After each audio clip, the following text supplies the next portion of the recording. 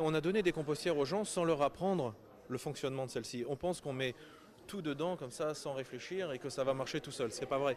Et donc je pense que l'erreur était là. Intégral Environnement, une entreprise française d'ingénieurs conseils, a trouvé croit-elle la solution pour encourager le compostage domestique. Elle utilisera le concept développé chez Nova Envirocom de Sherbrooke. On ne donne pas une compostière aux gens, on leur offre une formation. Ils partent avec la compostière. Derrière, il y a une ligne de téléphone mise à disposition s'il y a des questions. Si les gens n'arrivent pas, ça ne marche pas. Une ligne de service, en fait.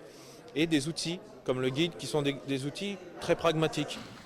Les deux entreprises signent une entente de 3 ans. Nova Envirocom vendra 10 000 machines à terre comme celle-ci, fabriquée à Toronto, accompagnées d'aérateurs produits à Sherbrooke en sous-traitance. Les guides développés et imprimés ici seront adaptés au marché français.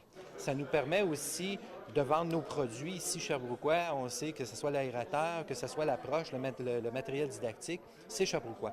Alors, donc, c'est un tremplin pour effectivement d'autres pays, d'autres produits. À l'heure des bacs bruns, le compostage domestique a-t-il un avenir? Faire du compostage centralisé, ça va coûter 75 à 125 la tonne. Il y a aussi une taxe à l'élimination, 20 la tonne. En Europe, ça coûte encore plus cher que ça.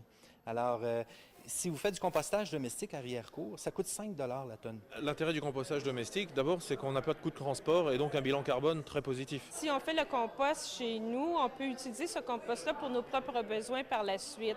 Donc, on est un peu, si on veut, là, autonome. Avec de tels arguments, Nova Envirocom souhaite étendre son expertise jusqu'en Australie. Guylaine Charette, Radio-Canada, à Sherbrooke.